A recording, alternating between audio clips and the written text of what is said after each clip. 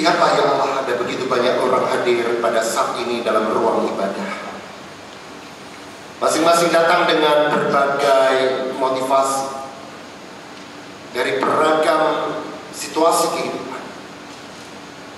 Ada di antara kami yang datang dengan penuh kegembiraan sebab mengalami cinta dan pertolongan Tuhan yang luar biasa, dan datang ingin mengucap syukur, memuji Tuhan. Tetapi sebagian dari kami mungkin datang dengan keluh kesah sebab persoalan tak kunjung reda.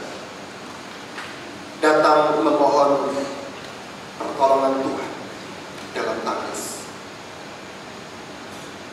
Namun sebagian dari kami mungkin datang karena merasa wajib untuk datang, merasa sebagai sebuah kewajiban untuk datang. Dan sebagian dari kami bahkan tak tahu kami datang karena apa. Apapun itu Tuhan, ada satu hal yang menyatukan kami semua, yaitu bahwa kami sadar bahwa kami tidak dapat hidup dengan sungguh bermakna tanpa firman Tuhan. Kami lapar, kami dahaga. Dan lihatlah apa yang hamba-Mu dapat berikan. Hamba membagikan seorang anak kecil yang hanya mampu mempersembahkan 5 roti dan 2 ikan, yang tak akan cukup. Perkenankanlah hamba-Mu mempersembahkannya bersama dengan seluruh pelayan Tuhan yang akan membacakan sabda Tuhan, menyerahkan roti kecil dan ikan kecil itu, agar di tangan Tuhan Kau lipat gandakan dan mengenyangkan semua orang, sehingga tak satu pun pulang dalam keadaan yang sama seperti mereka datang. Bersabdalah Tuhan, bukalah pintu hati kami lebar-lebar. Kami telah siap mendengar. Amin.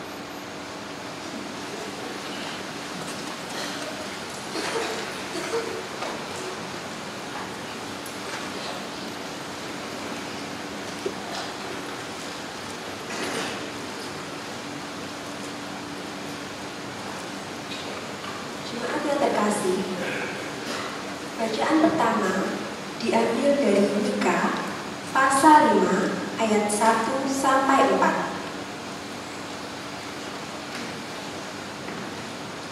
Mika pasal 5 ayat 1 sampai 4. Perikop ini berisi nubuat Nabi Mika bahwa akan ada seorang yang memerintah Israel. Ia yang terkecil dari antara kaum Yehuda akan bertindak dan mengembalakan Israel dalam kekuatan dan kemegahan nama Tuhan. Beginilah firman Tuhan.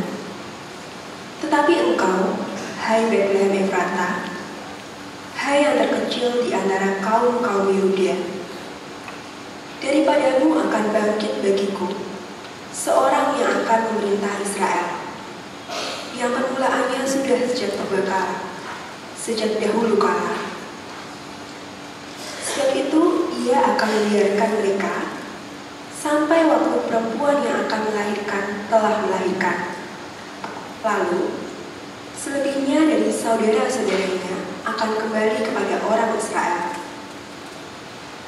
Maka ia akan bertindak dan akan mengembalakan mereka dalam kekuatan Tuhan, dalam kemegahan nama Tuhan Allahnya. Mereka akan tinggal tetap, sebab sekarang ia menjadi besar sampai ke ujung bumi, dan ia menjadi damai sejahtera. Apabila Asyur masuk ke negeri kita, dan apabila ia menginjak tanah kita, maka kita akan membangkitkan lawan dia 7 gembala, bahkan 8 pemimpin manusia. Demikianlah firman Tuhan.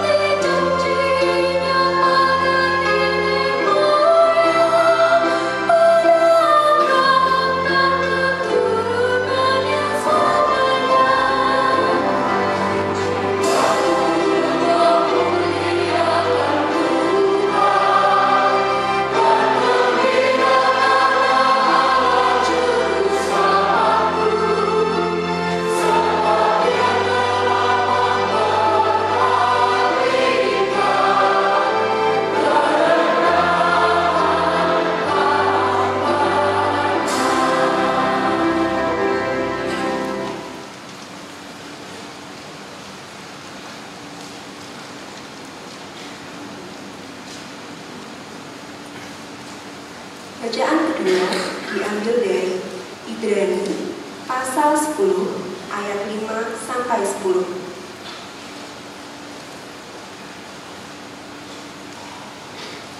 Ibrani pasal 10 ayat 5 sampai 10. Dalam perikop ini, penulis surat Ibrani menyatakan bahwa Yesus Kristus telah menjadi korban penebus dosa bagi manusia, sehingga kita dikuduskan olehnya satu kali untuk selamanya.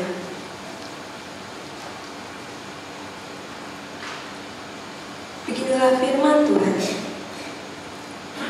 Karena itu, ketika Ia masuk ke dunia, Ia berkata, "Korban dan persembahan tidak Engkau kehendaki, tetapi Engkau telah menyediakan tubuh bagiku. Kepada korban bakaran dan korban penghapus dosa, Engkau tidak berkenan." Lalu aku berkata, "Sungguh, aku datang." Dalam gulungan kitab ada tertulis tentang aku untuk melakukan kehendak-Mu, ya Allahku. Di atas Ia berkata, "Korban dan persembahan, korban bakaran dan korban penghapus dosa tidak Engkau kehendaki, dan Engkau tidak berkenan kepadanya, meskipun dipersembahkan menurut hukum Taurat."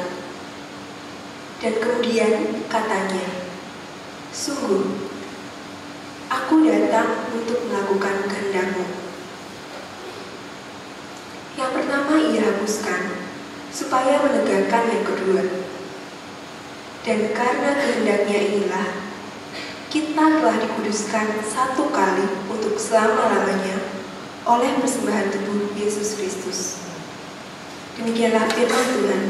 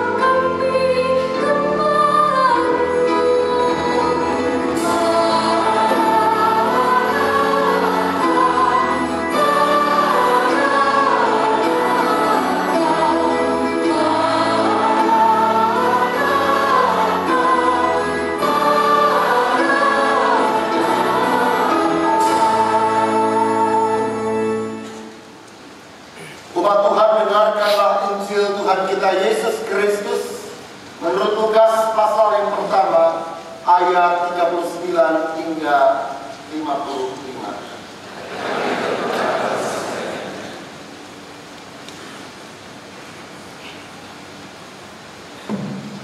Beberapa waktu kemudian berangkatlah Maria dan langsung berjalan ke pegunungan menuju sebuah kota Yehuda.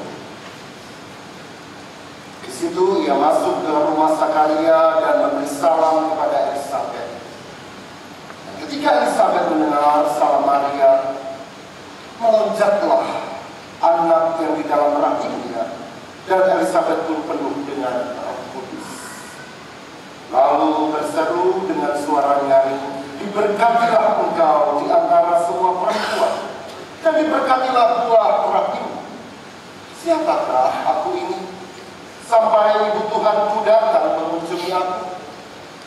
Sebab sesungguhnya ketika salammu sampai kepada telingaku, anak yang di dalam rahimku melonjak kegirangan. Dan berbahagialah dia yang telah percaya, sebab apa yang dikatakan kepadanya dari Tuhan akan terlaksana." Lalu kata Maria, "Jiwaku memuliakan Tuhan, dan hatiku bergembira karena Allah Juru Selamat. Sebab Ia telah memperhatikan kerendahan hamba-Nya. Sesungguhnya mulai dari sekarang, segala keturunan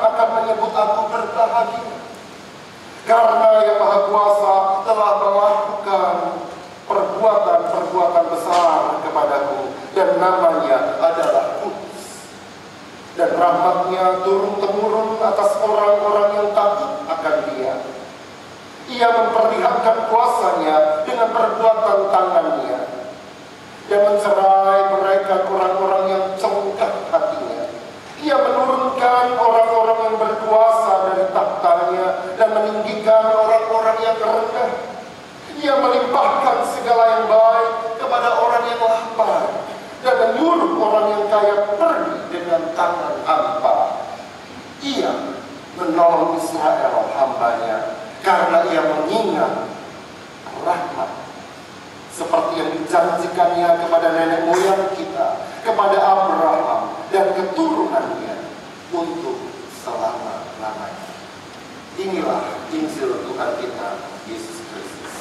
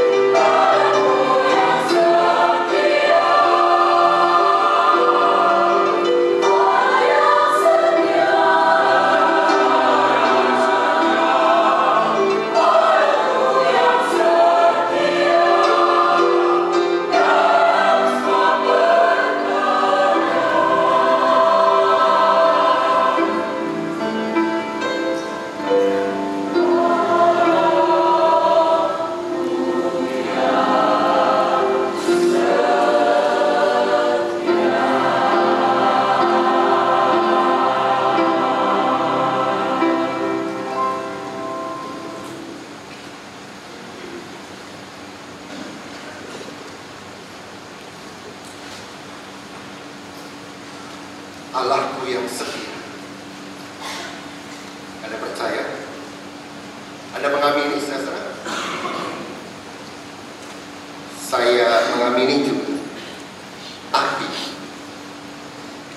manusia selalu ya, tapi. Persoalannya bukan soal Allah setia atau tidak. Sebab bicara soal kesetiaan Allah sudahlah.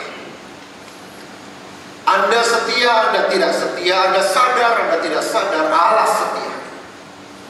Yang jadi masalah adalah apakah kita hidup sesuai dan berpadanan dengan apa yang kita yakini bahwa Allah itu setia atau tidak. Sampai sekecil-kecilnya. Sampai dengan Kamis yang lalu, saya masih belum yakin apakah dapat berkhotbah di GKI Peterongan hari ini. Sebab beberapa hari sebelumnya, tepatnya hari Jumat minggu lalu, bukan Jumat yang lalu, minggu lalunya lagi, dokter mendiagnosa saya secara tiba-tiba karena satu masalah yang saya hadapi, bahwa saya memiliki kelainan ritme jantung yang tipe jelek, yang namanya atrial fibrillation. Irama jantung saya ngejes. Ya, ini jelek karena berbahaya, berisiko stroke karena getaran dan bisa memunculkan gumpalan. Dan sekarang sudah teratasi sehingga saya bisa berkhotbah, si Tuhan. Tetapi dokter kemudian mengatakan bahwa penyakit ini yang sudah hilang ini bisa muncul sewaktu-waktu dan pasti akan muncul sewaktu-waktu. Sehingga saya harus berdamai dengan si AFib ini. Ini nama keren saya untuk penyakit ini. Atrial fibrillation, saya singkat AFib. Yang membuat saya harus minum obat seumur hidup. Itu nggak masalah. Nah, yang jadi masalah adalah bagaimana saya harus mengolah hati dan perasaan dan pikiran saya yang setiap detik sejak saat itu selalu berpikir 1001 hal.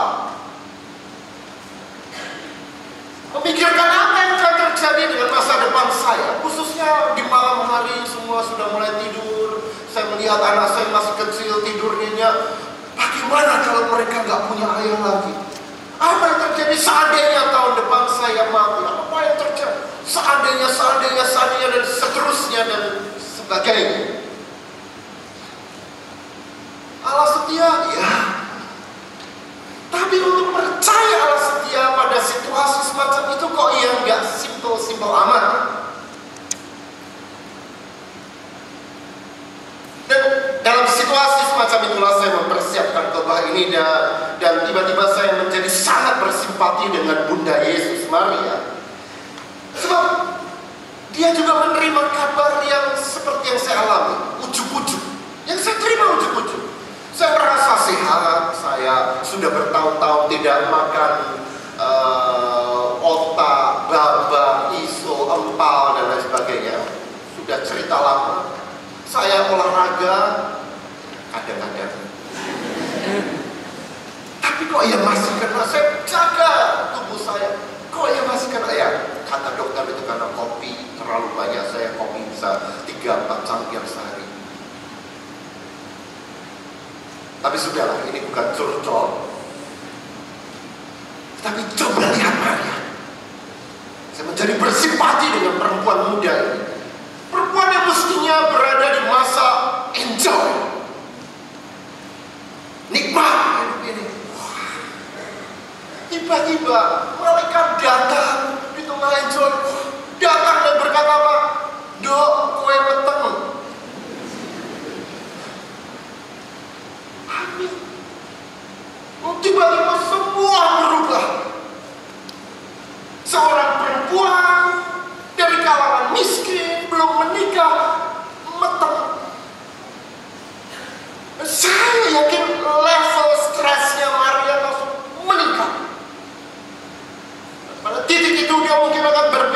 1001 malam, apa 1001 macam apa yang terjadi, apa yang akan menjadi sikap orang tuaku, bagaimana masyarakat akan menilai, dan sebagainya, dan seterusnya. Menakutkan. Tapi di situ kelihatan kualitas Maria. Dia akhirnya menyerah, dia akhirnya menyerahkan hidupnya. Pada ayat 38 yang tidak kita baca, dia berkata, sesungguhnya aku ini hamba Tuhan, jadilah padaku menurut perkataanmu itu. Menyerah. Ya sudah, oke, jalan.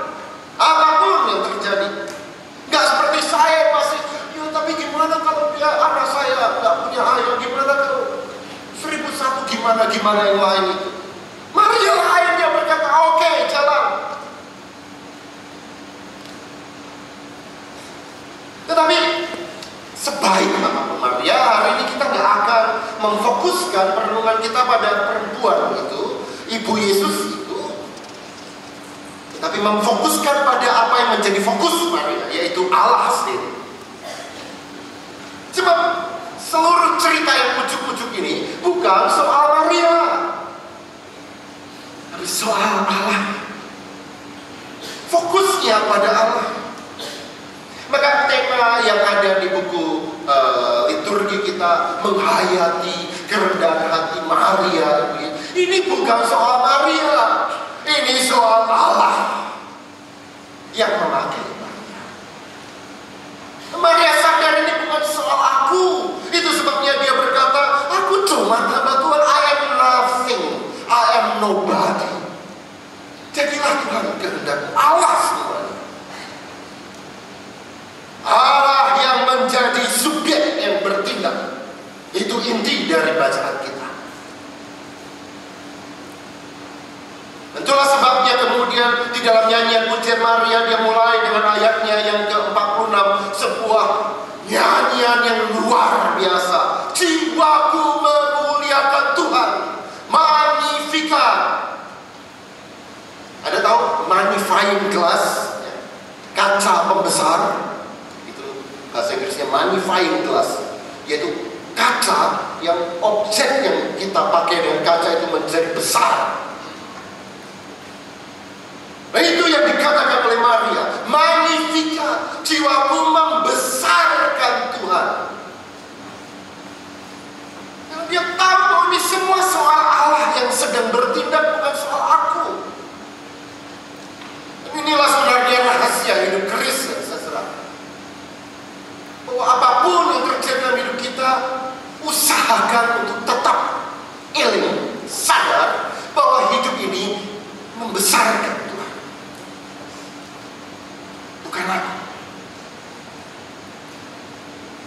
Cara berpikir ini harusnya mengkritik banyak orang Kristen yang tanpa sadar pelan-pelan menggeser lensa pembesar, kaca pembesar itu bukan pada Allah, tetapi pada aku. Saya beruntung di GKI dan saya mencintai GKI karena salah satunya di GKI kalau Anda bertanya misalnya, oh ibu bapak dari gereja mana? Jawaban ibu apa? Atau bapak? GKI? Teroran? Gak pernah kan seperti apa yang banyak dilakukan oleh teman-teman kita. Oh, bapak gerejanya di mana? Oh, saya gerejanya Pak Anu. Anda pernah dengar itu? Saya gerejanya si Anu, pendeta itu. Seolah-olah si Anu dan si itu menjadi pemilik gereja. Ini bukan soal siapa sebenarnya yang memimpin gereja, soal kepada siapa gereja ini sedang mengarahkan perhatian Allah. Saya kaget ketika ada orang pendeta sangat terkenal di Jakarta yang pada satu hari mengeluh pada anggota jemaatnya di depan mimbar karena seorang kepercayaannya yang dia harapkan dapat menggantikan dia kelak pergi meninggalkan dia. Dia mengeluh di depan jemaat, putra mahkota saya meninggalkan saya. Coba perhatikan saja, ketika orang berkata putra mahkota saya, maka saya adalah raja. Dia menganggap diri sebagai raja, seolah-olah gereja ini gak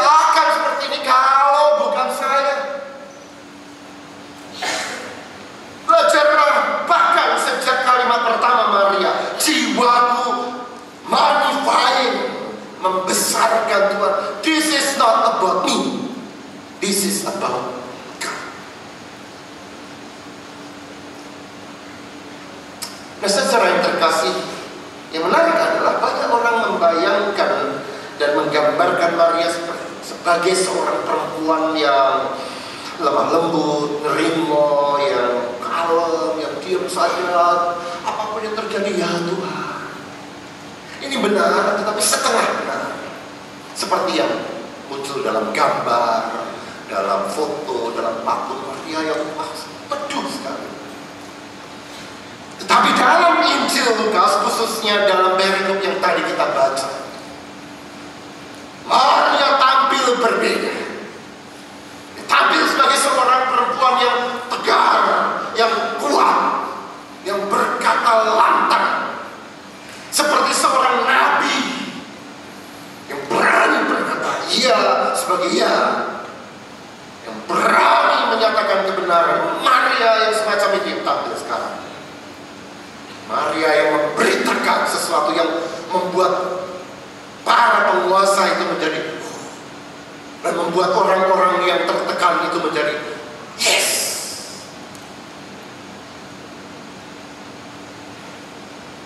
Hari ini saya mengajak Anda untuk belajar dari nyanyian. Oleh karena itu buka kembali Lukas pasal yang pertama, ayat 46 sampai dengan 56 ini dapat kita bagi menjadi 3 bagian. Dan dalam masing-masing bagian kita melihat corak iman yang berbeda, yang ketika kita gabungkan kiranya mempersiapkan kita menyambut Natal tahun ini. Yang pertama, saudara, ayatnya yang ke-46 sampai dengan yang ke-50. Kalau Anda perhatikan, Maria bicara soal aku. Jiwaku memuliakan Tuhan, hatiku bergembira, sebab Ia telah memperhatikan kerendahan hamba-Nya. Mulai dari sekarang keturunan akan menyebut aku. Jadi dia mulai dengan situasi hidupnya, tetapi isinya tetap tentang Allah. Maria menyatakan sukacitanya karena Tuhan ternyata bukan cuma Tuhan yang ngasih perintah, bukan cuma Tuhan yang ujuk-ujuk berkata doa kowe meteng, tetapi Allah yang juga peduli, Allah yang juga sayang, Allah yang gak membiarkan orang yang dia serahin tanggung jawab itu merana sendirian. Allah yang mendekat, Allah yang merangkul, Allah yang menggandeng.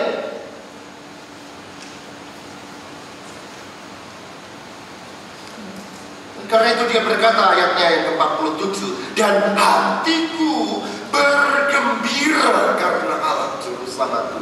Sayang LHI menerjemahkannya dengan kata bergembira, sebab ini bukan soal happiness. Dalam bahasa aslinya dipakai kata agalio. Agalio itu bukan sekedar happy, tetapi sebuah sukacita yang otentik, yang sejati dari dalam, yang gak peduli di luar itu apa yang terjadi. Itu bedanya dengan happiness. Happiness dengan joy bedanya apa? Kalau happiness, kalau yang di luar itu happy, happy New Year, kita happy. Kalau yang di luar ini murung, sedih, rusuh, kita jadi gak happy. Itu happy. Happy itu situasional.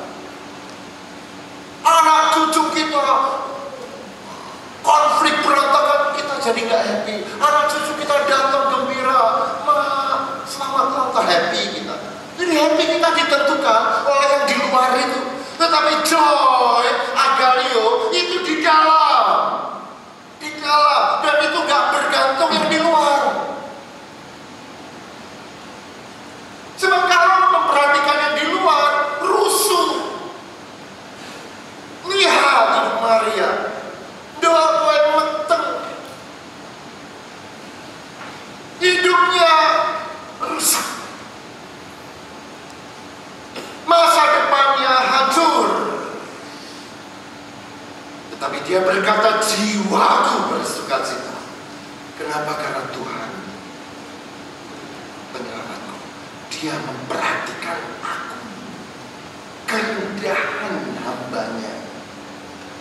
Nah, ini menarik saja, sebab Allah peduli bukan karena Maria layak. Maria sendiri mengatakan, lihatlah aku ini rendah. Dan kata rendah yang dipakai di sini tapeonosis itu bukan rendah hati seperti dalam tema kita, orang yang rendah hati, bukan. Tapi orang yang direndahkan. Bukan humility, tapi humiliated. Humiliation, direndahkan. Maria ini bukan seorang yang rendah hati. Kita nggak tahu. Tetapi yang jelas dia direndahkan. Karena dia perempuan, dia miskin, dia nggak menikah, hamil. Bukan karena itulah Allah mencintai dia, Allah tetap mencintai dia apapun yang terjadi. Dan itu yang dia ingin wartakan kepada Elizabeth dan hari ini kepada Anda semua.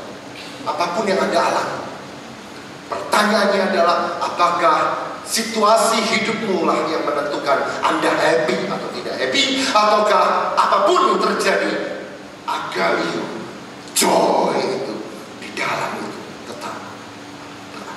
Karena Allah peduli. Allah kita bukan Allah yang sekedar cari atau memberikan larangan, perintah, tanggung jawab tanpa menyertai. Dia juga bukan hanya Allah yang cinta padamu, memeliharamu, tapi tidak memberimu tanggung jawab. Bukan itu kekristenan. Kekristenan adalah agama yang memberitakan Allah yang benar, memberimu tanggung jawab, melarangmu ini dan menuntutmu itu, tetapi juga Allah yang setia, Allah yang kepadanya kita bisa berkata, jiwaku memuliakan Tuhan dan hatiku bergembira. Yang menarik, sesudah itu bagian kedua muncul ayat 51, lihat Alkitab Anda. Setelah dia bicara tentang apa yang terjadi padaku yang Allah lakukan, dia memperluas imannya. Sekarang dia bicara tentang orang lain, semua orang. Dia nggak lagi peduli pada dirinya, tetapi dia memberitakan Allah semua orang. Intinya satu, Allah sedang bertindak. Coba perhatikan. Ia, yaitu Allah, memperlihatkan kuasanya. Ayat 52, ia menurunkan orang yang berkuasa. Ayat 53, ia. Allah sedang bertindak.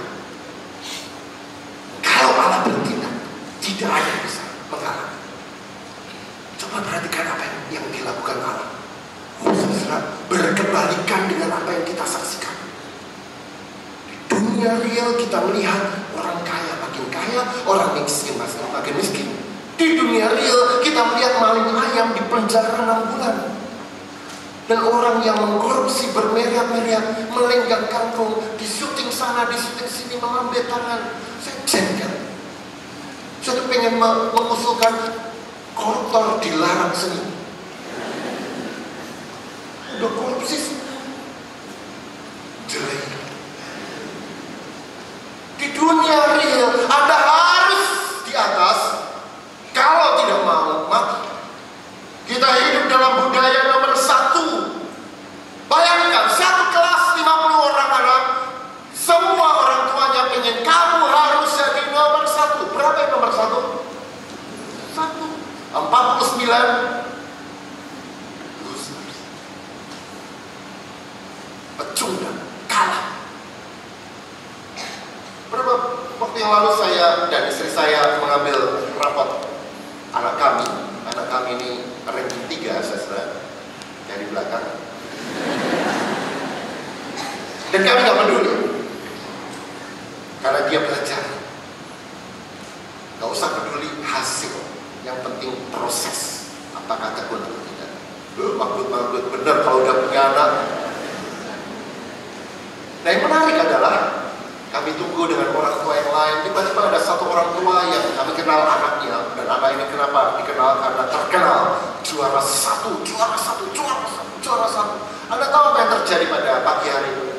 Si orang tua itu marah besar kepada anaknya itu di depan kami semua sambil jalan keluar.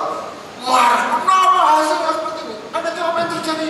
Kami juga, dia gak naik kelas. Mungkinlah tingkat 1 atau juara 1 masa gak naik kelas. Ternyata selidik punya selidik, anak yang juara 1 langganan ini kali ini juara 2. Dan orang tuanya marah. Saya jadi melongs, anakku juara 3 dari belakang, dan aku nggak mau. Ini juara 2 dari atas. Kenapa? Karena untuk jadi nomor 1 hanya boleh 1 orang.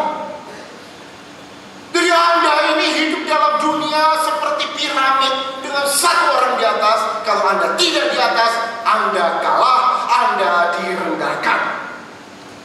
Entah karena sukumu, entah karena agamamu, entah karena usiamu, entah karena jenis kelaminmu, entah dan lain-lain.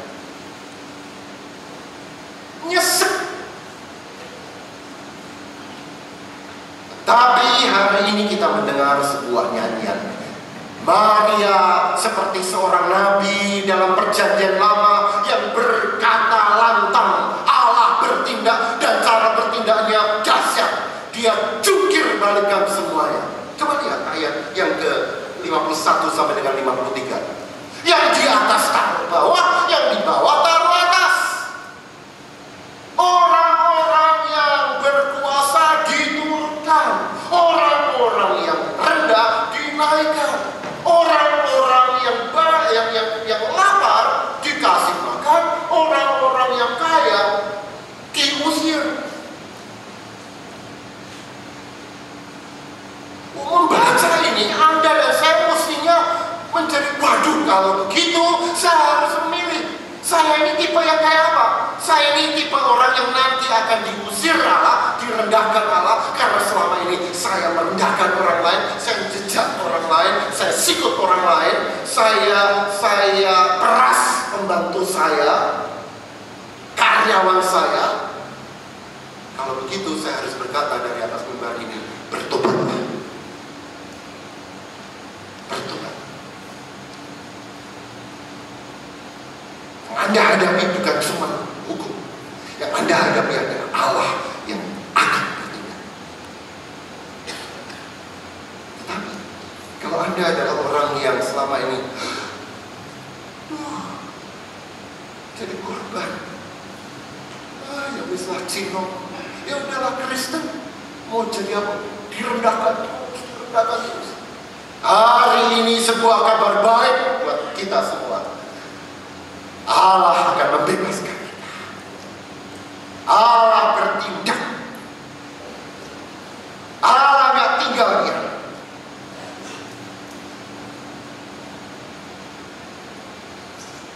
Kenapa Maria begitu menyadarinya, begitu mengimaninya? Nah, ini bagian yang ketiga. Mari kita lihat ayatnya yang ke-54 dan 55. Mari kita baca sama-sama. 2, 3.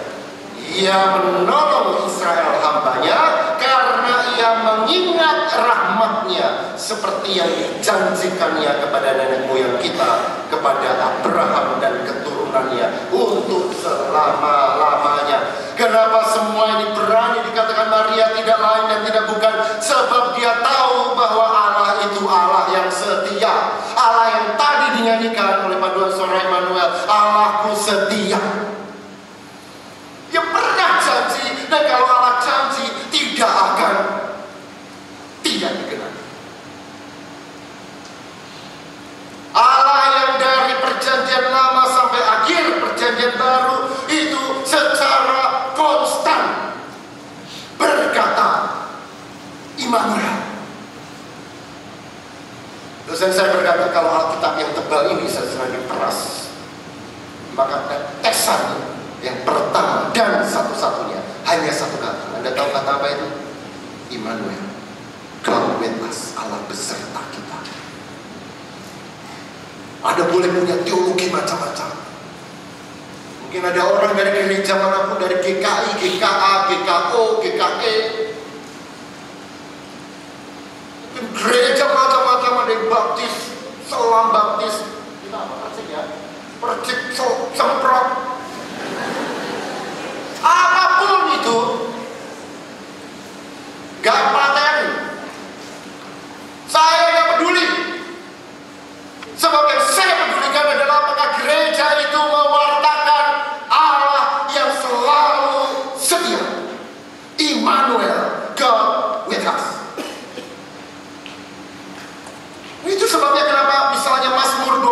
menjadi mazmur kesayangan jutaan orang Kristen. Karena Mazmur 23 mencerminkan begitu tepat Immanuel. Tuhan adalah gembalaku, takkan kekurangan aku. Kalimat yang paling saya sukai, sekalipun aku berjalan dalam lembah kekelaman, aku tidak takut bahaya, sebab Tuhan beserta. Immanuel. Oh, itu Allah menerjemahkannya kurang dalam. Sebenarnya kalimat aslinya begini, sekalipun aku berjalan di bawah bayang-bayang maut, under the shadow of death. Jadi gini saudara, kalau Anda ini lahir begitu, udah dibayang-bayangi maut.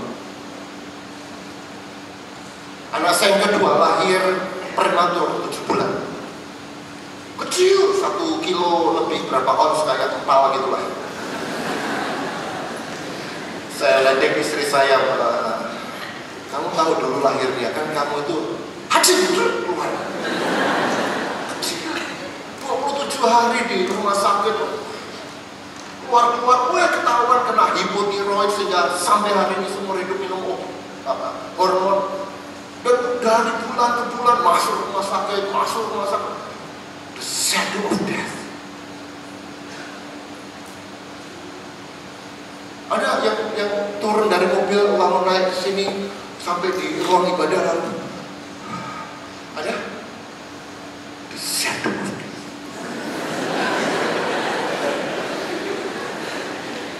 Tadi pagi saya mandi, jelek-jelek ini saya mandi saudara.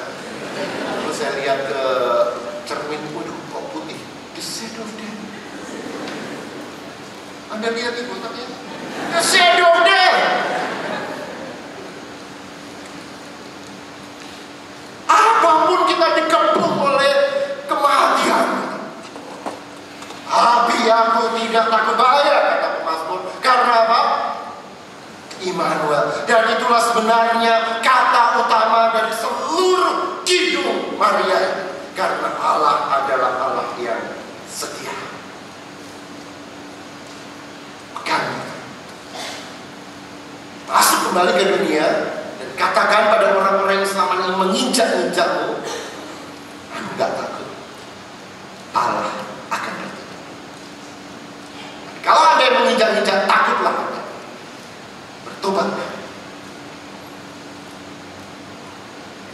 Padankan hidup dengan berita dalam Kisah dan Kidung Maria. Allah bersama, Allah setia. Izinkan saya untuk mengakhiri dengan sebuah kisah yang sangat saya sukai tentang seorang pendeta. Jelas bukan pendeta GKI, karena pendeta GKI lebih terorganisir. Satu kali hari Rabu, kantor gereja menelpon pendeta ini dan bertanya, Pak Pendeta, apa tema khotbah minggu depan? Karena saya akan masukkan ke warta jemaat. Oh iya. Tema khotbah saya, Tuhan adalah gembalaku. Orang kantor kemudian bertanya, cuma itu Pak, kok pendek? Lalu pendeta itu menjawab, itu cukup. Ya Pak, baik.